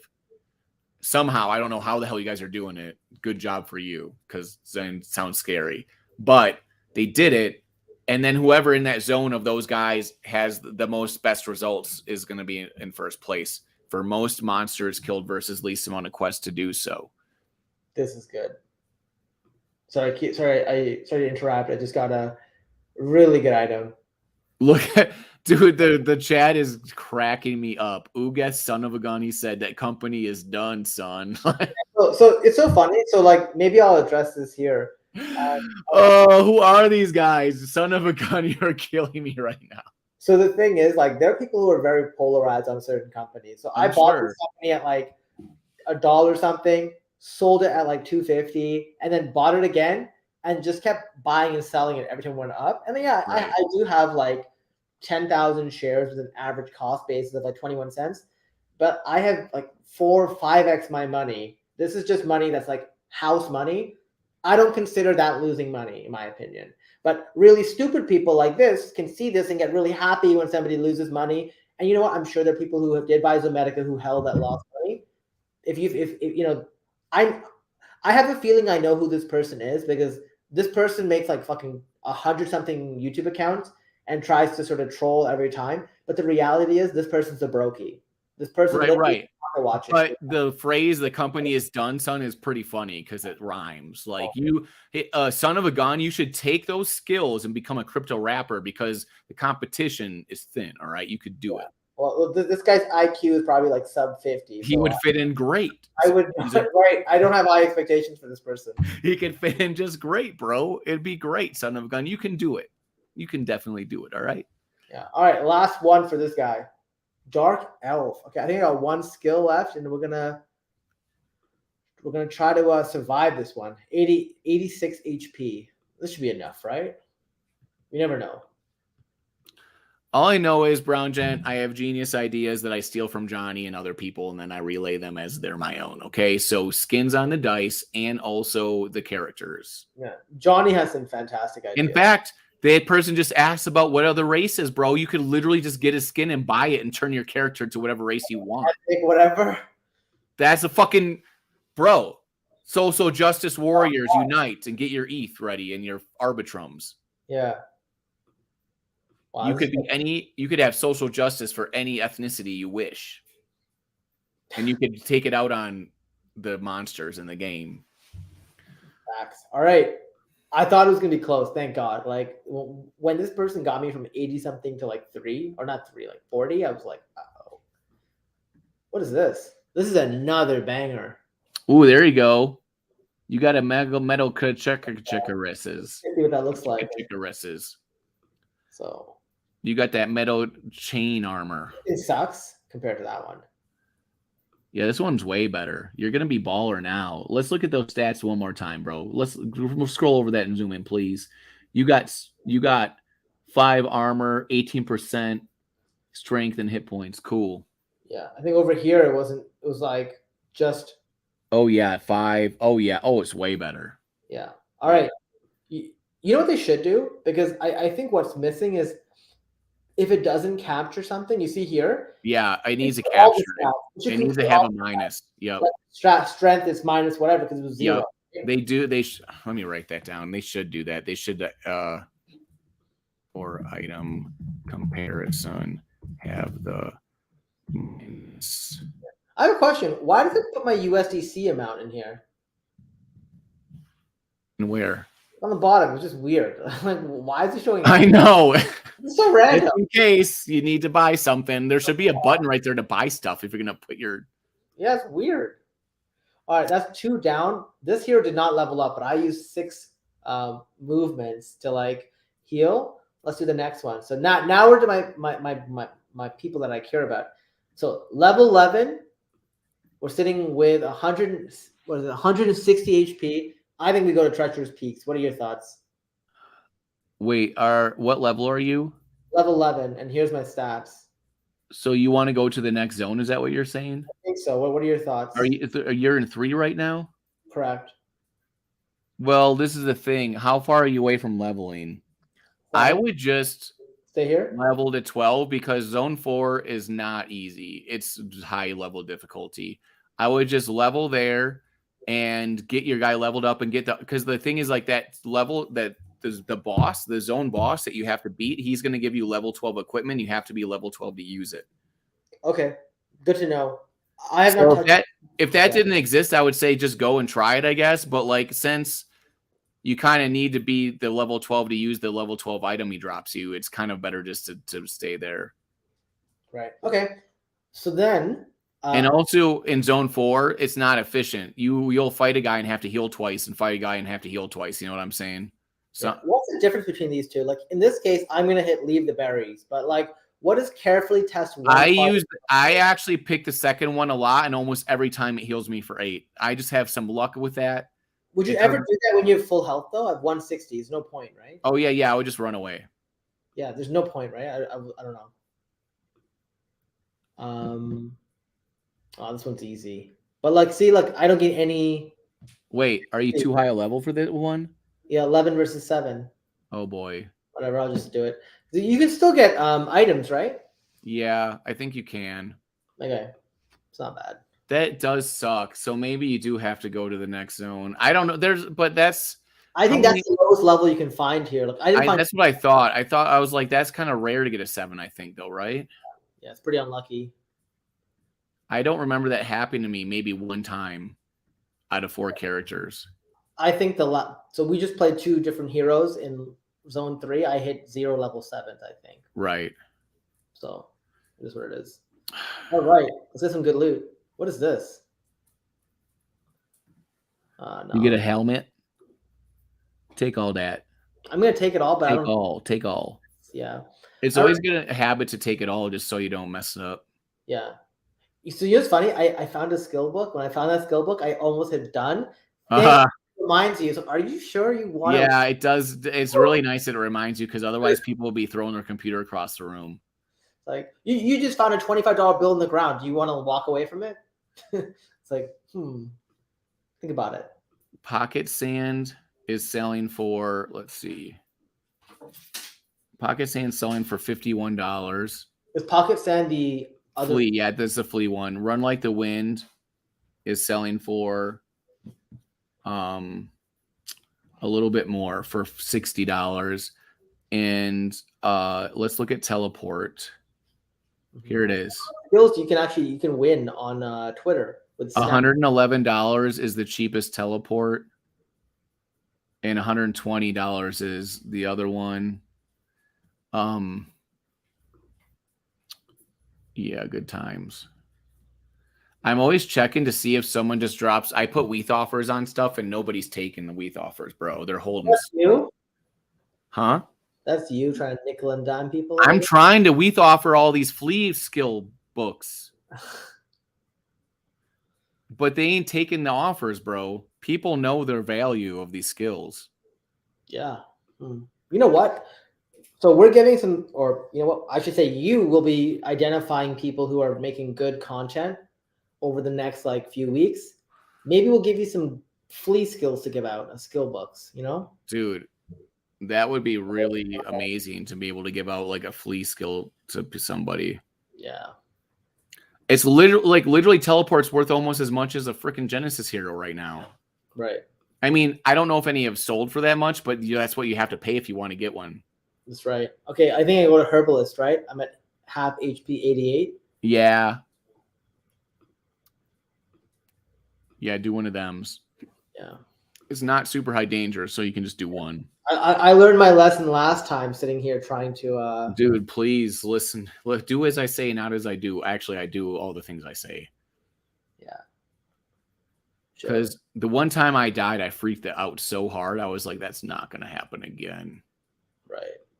When I told Bloater Punch people have anxiety attacks when they play this game, it's totally true. Everyone's posting in the Discord like, oh my God, I just died. I can't believe it. I just died 3 times. Yeah, because you know what? Like you think you have a big enough buffer and then you just die anyways. Dude, like what they can literally crit you 3 times in a row and all of a sudden you're like got 1 foot in the grave and you're just like toast. Yeah, what does Brutal do? Because I always think I'm going to dodge them. I have really pretty good stats. I always think I'm going to do great, but no, I do not. Yeah. In Zone 3, I was crushing everyone. Zone 3? Yeah. I went through Zone 3 like it was nothing, like butter. You go to Zone 4, dude, they let you know what's up. You know what I'm scared of? In Zone 1, there's a stag that like literally like dodges everything. It's dodged everything and it like hits you really hard too. That's the stag that always killed me when I got to play like that little beta test thing. Yeah, I remember playing against it. I was like, what's going on? I told you that stag killed me 9 out of 10 times when I tried to just mess around. And because when they gave me and Brady that little beta test thing, we could only play like that first zone and it was like not even finished yet, you know? So Toadfather is saying do the daily when you are over leveled against some regular opponents. Yeah. So the daily one is higher level, so the daily is going to be like level 11 or 12 or something. Should I be fully healed before I do that? Yeah. All right, so you know what? I'm gonna go for one more battle and see what happens. I'm at 96, and then maybe I'll heal and go. Yeah, do that. Do it when you're just going to be fully healed. Yeah. So, I was gonna say do the daily like near the end maybe because then you'll have all your skills and everything too that you saved for it. Yeah. Cool. I need like a huge buffer. I get worried when I'm that kind of person who walks out of their home with a cell phone at like 85% worried that they're going to lose battery. I do too, but that's because it will. The battery will go down in the next 3 hours, like big time, because it will. At first you're like, it'll be fine. The next day you're like 85%. I need like 99 or I'm toast. That's right. Ooh. You're just good at analyzing. That's all. No big deal. I'm going to take this. I think this is worth it, right? To like change as well. +1, +2, +1. I'm going to take it and maybe swap it. So inventory. It's 2.75, 9.35. Oh, there's no crit rate bonus on this. Yeah, so this is where it gets complicated. Like I can't. Yeah, dude. So I'm saying the percentages are the most powerful thing because like to go up 1% on like dodge, you need like 2 or 3 wisdom like counting numbers. Yeah. I don't know exactly how much it is, but it's definitely like the percentages are more powerful. Right. All right. One last battle, and then we're going to heal up and go for daily. People have found like body armor, chest armor that gives you like 30% across the board, and it's just like freaking me out. It's like, what? 30%? Like it's giving you 30 and 20% of things like, you know, armor proc, parry, dodge, right? Like super amazing armor. That's probably in Zone 5 though. That's fair. All right, let's just hit this guy for like 10. Oh, it's a lot of misses. All right, let's hit this person for 10-9. All right, we're one short. God. This person, they can't crit me from this, right? It won't kill me, right? If they do, I'll just do it. Probably not. Uh-oh. Well, I can use a skill if I need to. I'm gonna do one more. Yeah, attack. use some skills. If anybody out there in the audience is good at PC building, I need some advice because I think I need to get a PC. I have a Mac, but I think I need a PC also. Yeah, I have a Mac right now, but like I built a PC and it was sort of kind of. I've done all that myself, but just knowing what currently is the best thing to get price wise, because prices are all over the place. You know what I mean? I can go and buy a PC that's like super cheap, that's really powerful if you get the right stuff. That makes sense. All right, Ancient Battlefield, right? Is that the boss? Yeah, go to the daily boss. The daily quest or the boss quest? Sorry, daily quest. Sorry. Okay. What is in Fatigued Wraith? So do I use skills here and just try to like handle? I would hit him and see how well you do, but probably use skills. Okay. You're probably going to end up using skills. 12. Wait, what the hell? Oh, crit. That's why. Yeah, you're not doing too bad. I parried 8 damage. That's great. But it's what happened is I got lucky and they got unlucky because like I would start to use skills. Yeah, this does not look like a. All right. I mean, he's a difficult challenge. Overhand chop seems decent. 2, yeah. That skill sucks sometimes. 3 out of 12. That's really low. Yep. The roll is like 1 to 12. Yeah, but 3 out of 12. That's like bottom tier. Oh, that's not. That's bad. Why sometimes I just don't use skills until I like know that I really need them, because sometimes it's like, ugh. I like that skills kind of go before the attack. Yeah. You know, I'm not going to use the chop unless I need to on this one. I'll use. It'd be kind of cool to be able to use a skill after the attack or something, maybe, but you have to determine it before. Yeah. I think something they may fix is like actually making it so that skills don't always take place before, because otherwise you can like you get someone to 8 and then you can use or 6 or something, and you can use like the overhand chop and not risk dying. You know what I mean? That's the thing that's good about it. Yeah, to be able to do it first, because then you don't risk the death. That's true. Right, but it's overpowered, right? It allows you to sort of strategically. But like the game's so difficult, you need to have something like that. That's fair. Uh-oh, this thing is going to catch up. I got to try 2 more times before using the overhand chop again. Okay, we can go again because you're doing good. You're doing fine. As long as you don't die, you're good, because this guy's tough. Good advice. 10. 3. Okay, you know what? No, I can just attack. Forget this. I'm not even bothered. Oh, God. Last words, eh? It's all opportunity cost, right? That's what this whole game is. What is the opportunity cost of each move that you do? Okay. This is an analytics person's dream. Okay, so I can now go to Adventuring Guild and level up. Great.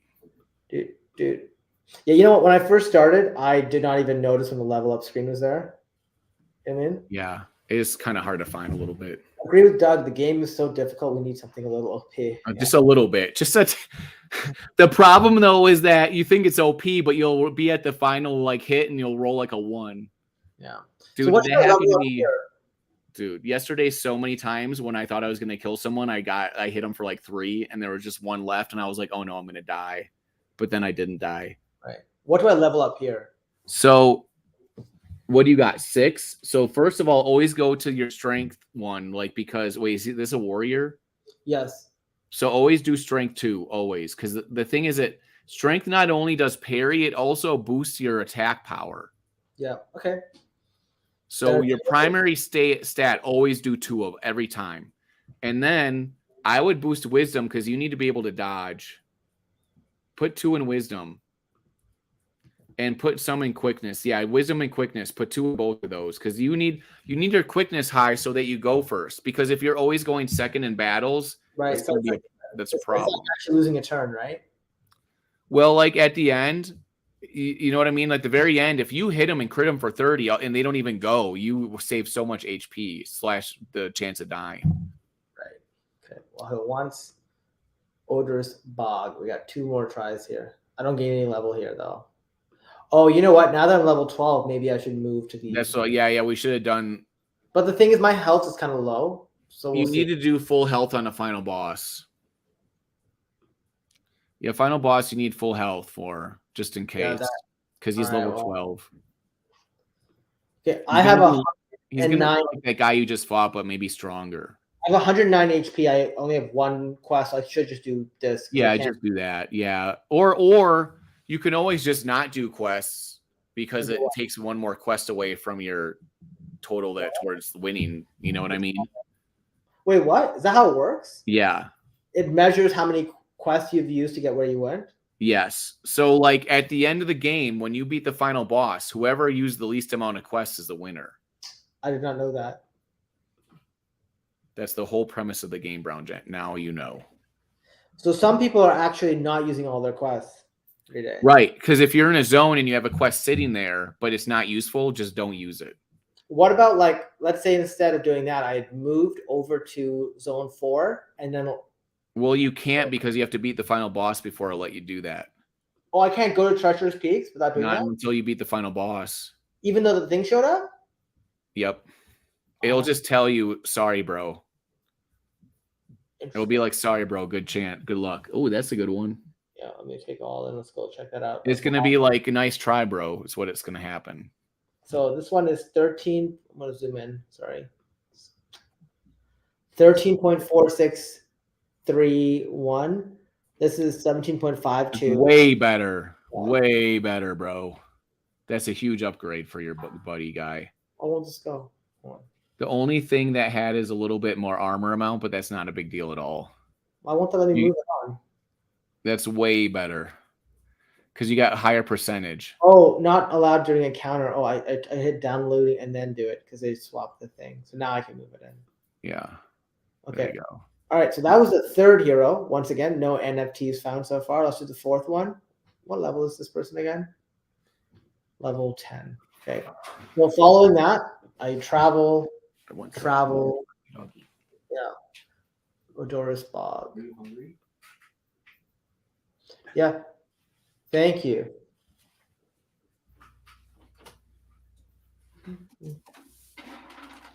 So exit the loot screen. That's huge.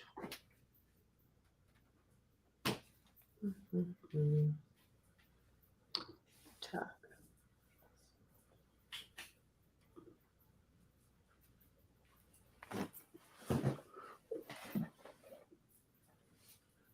I can't persuade here. I'm going to attack again. You know, like in the olden days, and people might still do this, but you know, in the olden days when we had like pagan cultures, like the Vikings, and they would have like some kind of wizard or seer, like a seer, and they would shake dice like bones, and they would tell you the future or like whatever. Yeah. Do you now? I feel like this game like makes me believe that like that's how I like that. I'm just like transported to that time, that thing. You know what I mean? Like, of course, rolling the dice. Whatever. It's like that mentality of like, you just got to go for it, bro. The seer said, you're going to fight this battle and be victorious. And you're like, yup, that's what I'm going to do. She rolled some bones on the ground and that's what's going to happen. Right. All right. Got rid of this guy. Look at that. It's not really that much of an improvement. All the charisma goes up a bunch. Quickness goes down. Oh, yeah. Let me do check. It might not be a huge amount of improvement there, but. Oh, the problem is, once again, there's a ton of other things it's missing. Yeah, like, you got all the agility and stuff. Yeah, and like, I'm going to leave that alone. All right. Yeah. Yes. You found a terror swamp. You always touch the orb, right? Well, there's the thing. When you touch the top one, it's going to say nothing almost all the time, but there's a chance to get something really good. The middle one, whenever I touch the middle one, it always takes stuff away from me. Oh, really? Okay, I'll touch the orb. Nothing happens. Nothing happens. But what I'm saying is the middle one's probably even chance for like good and bad, but it always is bad whenever I touch it. The top one is either nothing, or I think it at some point, one time I did get something though, and it was positive. Right. So it's a small chance of getting a positive thing, but I've never seen a negative thing. I don't really know how it works. They won't really tell me, but they did say that the orb or something has something to do with maybe possibly winning more quests at some point, I think. Mm-hmm. But I have never seen it happen to anyone. So okay. I don't know. Interesting. All right. So you know what? I'm gonna do the same strategy we did last time, which is like get to like heal full and then go and play that main boss, right? Yeah. The daily quest. I mean, strategies aren't that difficult, like really that in depth. It's like just fight the regular dudes, and then if you fight the boss, make sure you're at full XP. Yeah, that's right. And then for the regular dudes, make sure that you have enough where you don't think you're gonna die. Right. Which in Zone 4 means you should probably have all your XP that should be full. In Zone 4, everybody's almost a boss. Like there's a lot of bosses in Zone 4. Right. And they trick you too, because you'll start playing someone, you're like, I'm winning. Next thing you know, 40, 48, 36. And you're like, wait, what? Right. Middle one on orb always gives me charisma and quickness so far, but it implies it's only like temporary. Yeah, it says like temporary for the next battle. It says, yeah, that could be it too. I see. Yeah, like honestly, I hate getting the orb because it feels like I just lost a quest for no reason. I know I feel like that for all of the encounters, like even Gambler, because at the end of the day, it's going to probably even out, I guess, you know? Yeah. But, this is alpha though. So like if you bring up your character screen real quick, I will go down to your character screen. We'll do it right now? Sure. Yeah. So if you look where it says damage and you says the chance to hit bonus, yeah. You see where it says that 1%? Yeah. You can only get that, I think, from the Gambler. He's the only person that can grant you that extra ability to hit bonus. So, like, that is one reason to go in and click on the Gambler, because you can't get it anywhere else. I see. Because think about that. If you can't get it anywhere else, that's something that you're missing out on, right? Right. I want that extra chance to hit bonus. So 1%, does that make a big difference over time, I guess? I mean, probably, but if you keep on able to add that up, maybe, hopefully. Right. I mean, because think about it. Your gear and all the gear that we're getting and everything we're doing, there's kind of a cap on it. There's only so much you can do. But that's something on top of it you can do that you can only get from that one guy. So if most people are not even getting it or not even clicking on that, that could be a tiny advantage. In my head, it is. In my head, I'm like, I'm the best. Because one of my guys has 2% added ability to hit. I don't know. At the end of the day, it might not be that big a deal, but at 2% to me, I'll take it. No, for sure. I'm going to do this. In fact, when I play these games a lot with all these percentage and numbers, half the time I'm like, what does it even matter? Just because there's so much RNG. Right. But it does. In the end game, it'll matter a lot when you're stacking up all this stuff on top of each other. Makes sense. And then think about when season 2 starts and you start from scratch and everyone's looking at their base stats and they're crying. They're like, damn. Okay. Don't got no stats. So I think it's time to fight the old boss man. Daily whatever. Yeah. The big old boss hog man. Give me 2 minus 1. Yep. 0. Oh, you can't go negative? Oh, I forgot to add that part. You can't go negative on it. So I've gotten -1 a bunch of times on guys where it was already at 0. So then I went over to Bloater and I'm like, hey, is this like capped or is there like a shelf there? And he's like, yeah, you can't go past below 0. And I was like, oh. So that makes me want to do the Gambler every time. What do I do here? Impotent Wraith. He's impotent. Is this the boss? No, this is the daily quest, but like they're super strong. I've only got 2 overhand chops, so I'm gonna start doing that. I mean, you'll probably be fine, but it'll probably use up most of your HP. Look at that. See, you're already doing great. Oh, 6. God. That's not. That's not. You rolled 2-1. Snake eyes, bro. You got snake eyes. It's so bad, bro. You need to go to Vegas right now. You got all the old 2 luck. Oh God, I need some decent. Oh God, I need to just like. All right, I'm out of skills. I gotta hope this deletes enough. Uh-oh. Uh-oh. Oh no. Oh no. Oh no. I need to like not squander the lead that I got, right? Like I'm not even doing anywhere close to the amount of damage they are. I guess that one was not bad. Oh, thank God. When I miss and they hit, I get. Oh boy. Oh boy. Use some skills. I'm out of Use some skills. skills. You're out of skills. Yeah, I used 3 of them or 4 at the start of this battle. Bruh. Oh, thank There God. you go. There you go. This Sometimes you can make a comeback. There you go. That was huge because now I There feel. you go. Oh no, I shouldn't. Oh thank God. See, There that's you the go. thing, right? You never feel safe. You literally never feel No, safe. you never. That's the thing about this game. They did a good job of making you never feel safe. Even if you're in the lead, they can make a comeback. Yeah, just one bad. Oh my God, they're at 1 life. You got him. You got him. You got him, though. You got him. There it is. You got him. You can't parry to 0. Oh, thank God. You got him. After all that, all right, I'm gonna heal 33% here, and then fight again. So you need a bunch more XP. Oh, there you got the event. Oh, we got the gambler. Let's do it. Let's roll the dice. Let's see what happens. Roll your dice. You need a 1. Give me a 1. You know what? I'm rolling 1s and 2s, and now because it's this, I roll a 4. Oh my God. Dude, he killed you. He fucked you up. That's what happens because I said to do it, man. It's reverse. Oh, you got the peaks. Another gambler? All right, here we go. That's a lot. Dude, that's just out. Right. Yes, that's good. Points permanently.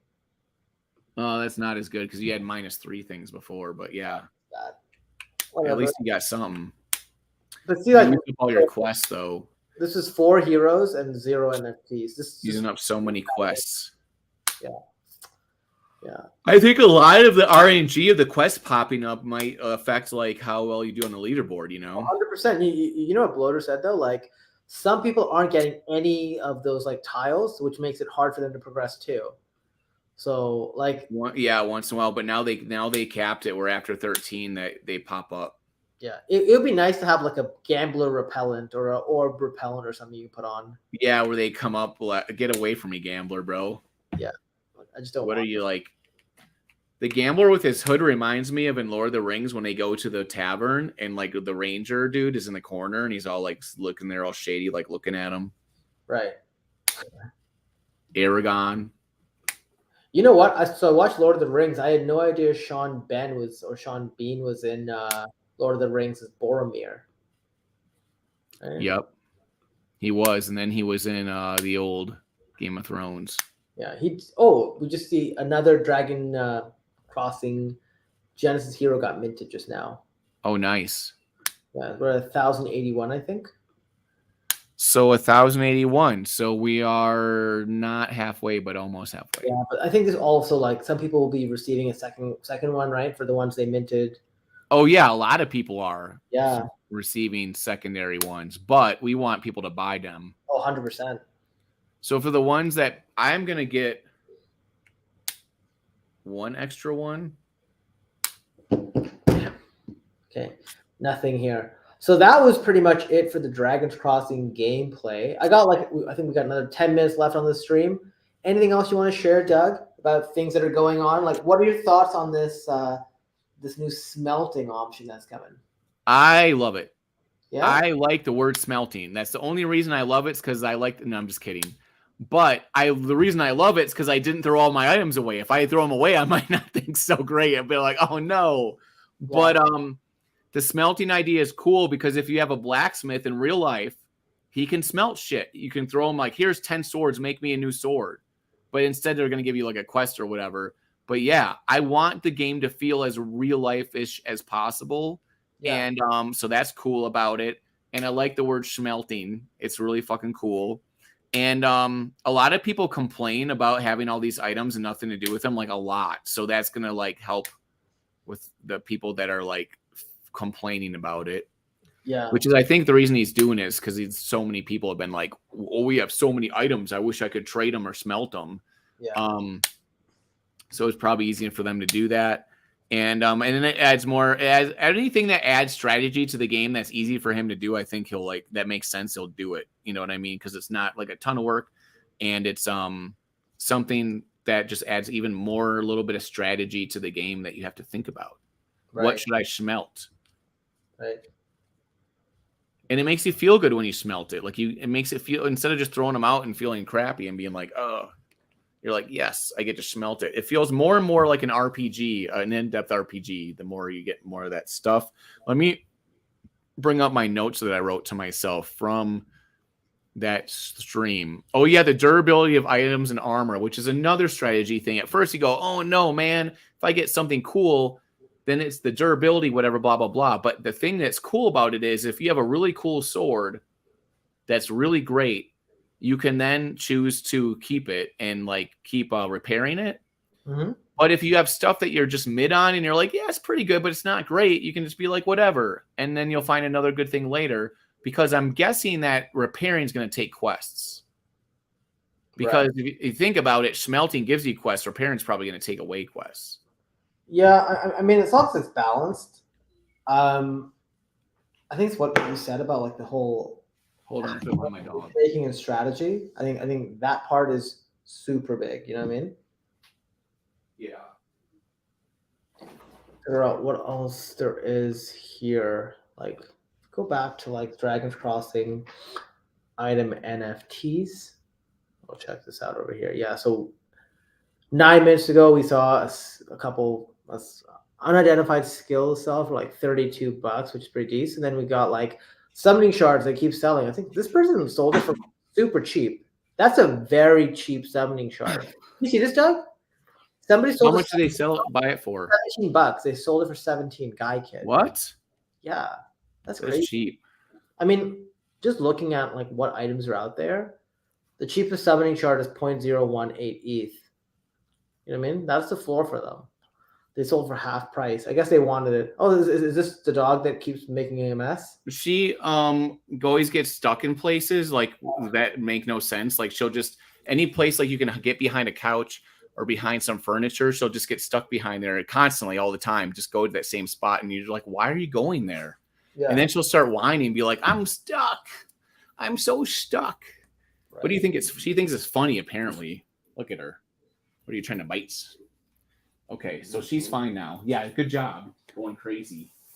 Dogs are so funny. I always hear this whimpering like, wah, and I'm like, what? Is that a pig? And like, no, it's a dog stuck somewhere. Yeah. Yeah. Okay, so yeah, okay, we had a lot of interesting comments. So well, this is a thing.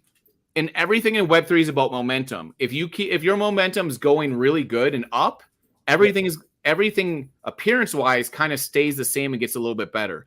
If your momentum is going just like this, things drop and prices drop because it's really hard to keep excitement and people buying and stuff. It's really difficult to do that. So the fact that we're doing so well on the OpenSea is really, really good.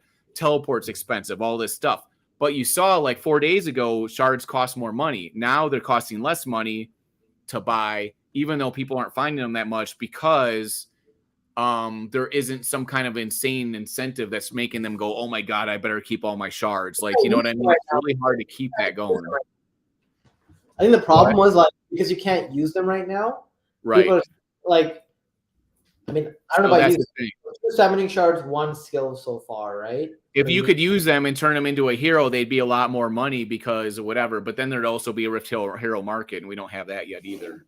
When you camp, does those like summoning shards and skills, do they go to your wallet or do they get attached to the hero? Well, that's what it is. They go to your wallet. They're not attached to any hero. So like what happens is if you find a skill book, like teleport with your warrior, and then you camp, you can then open up your mage and then just learn it. You don't have to send it or do anything. It's just there in your account. Right. So any NFT stuff like the summoning shards and the skill books, when you camp, they just go into your wallet, to your crypto wallet, and they're just there, and any character you own can access them. So that's part of the advantage of having all 3 classes. If you find a skill for a mage, you can then just easily put it on your mage. You don't have to send it or use quests or whatever. But of course, if you don't have a mage, you can just put it on the market. That makes sense. Or trade it. There's a place in the Discord where you can trade stuff. You can sell stuff. If you have teleport, just sell it to me for real cheap and it'll be fine. Mm-hmm. It's a good idea. So is there anything else you want to share with the audience? All right, let's see. Let's look at this chart one more time. If there's anything, no item swap in combat. So like, I think that's in there right now maybe, but you can't swap your items while you're fighting. That's correct.